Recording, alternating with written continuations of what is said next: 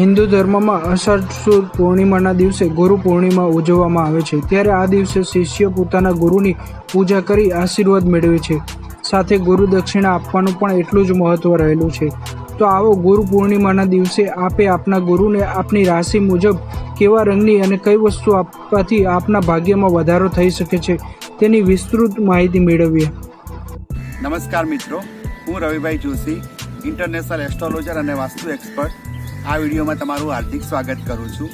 ગુરુ પૂર્ણિમાનો દિવસ હવે નજીક આવી રહ્યો છે, એટલે કે 21 જુલાઈના રોજ આપણે ગુરુ પૂર્ણિમાનો ઉત્સવ ઉજવવાના છીએ। આ ગુરુ પૂર્ણિમાના દિવસે આપ આપના ગુરુને કેવા પ્રકારની વસ્તુ અને કયા રંગની વસ્તુ અર્પણ કરવાથી આપના જીવનમાં આપ જે છે આપના ભાગ્યમાં વૃદ્ધિ કરી શકો છો તેની માહિતી આપણે આ વિડીયોમાં મેળવીશું। તો મિત્રો, શરૂઆત કરીએ સૌપ્રથમ મેષ રાશિથી।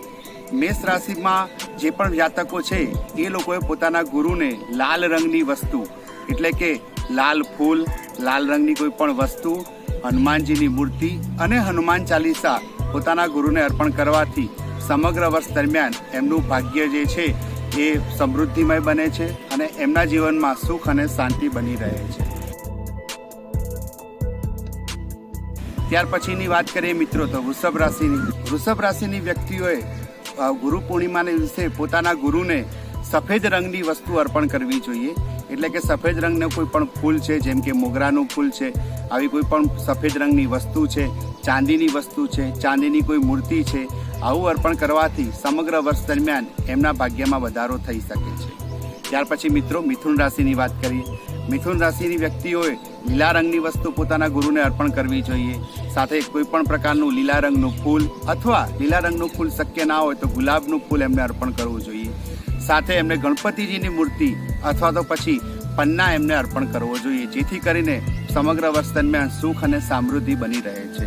ત્યાર પછીની મિત્રો વાત કરીએ તો કર્ક રાશિની વ્યક્તિએ સિલ્વરની વસ્તુ, મોગરાનો ફૂલ, ચાંદીની વસ્તુઓ પોતાના ગુરુને અર્પણ કરવી જોઈએ, જેથી કરીને ગુરુ તો ખુશ થાય જ છે પણ આપણા પણ ભાગ્યમાં વૃદ્ધિ થઈ શકે છે।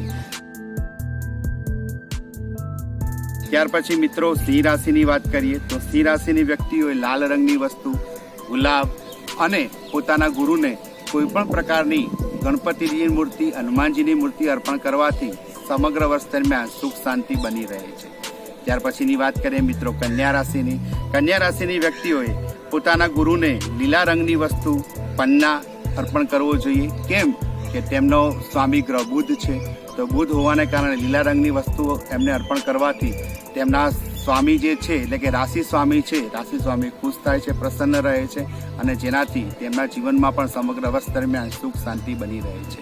ત્યાર પછી મિત્રો શુક્રની રાશિની વાત કરીએ તો તુલા રાશિની વ્યક્તિઓએ ચાંદીની વસ્તુ, સિલ્વરની કોઈ પણ વસ્તુ જે છે એ પોતાના ગુરુને અર્પણ કરવી જોઈએ, ચાંદીની મૂર્તિ અર્પણ કરવી જોઈએ।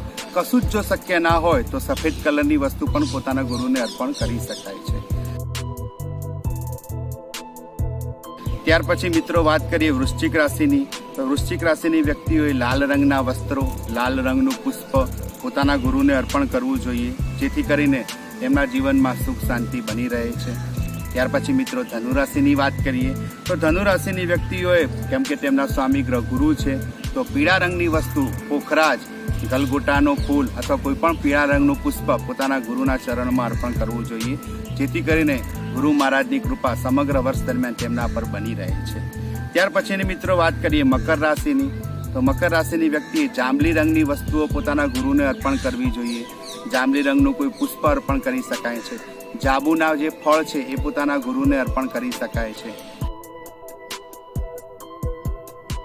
ત્યાર પછી મિત્રો આપણે વાત કરીએ કુંભ રાશિની વ્યક્તિઓએ પોતાના ગુરુને શિવલિંગ અને એમાં પણ જો શક્ય હોય તો સ્ફટિકના શિવલિંગ પોતાના ગુરુને જે છે એ ભેટ સ્વરૂપે આપવું જોઈએ, જેથી કરીને ભગવાન શિવની કૃપા તેમના પર વિશેષ રહે છે।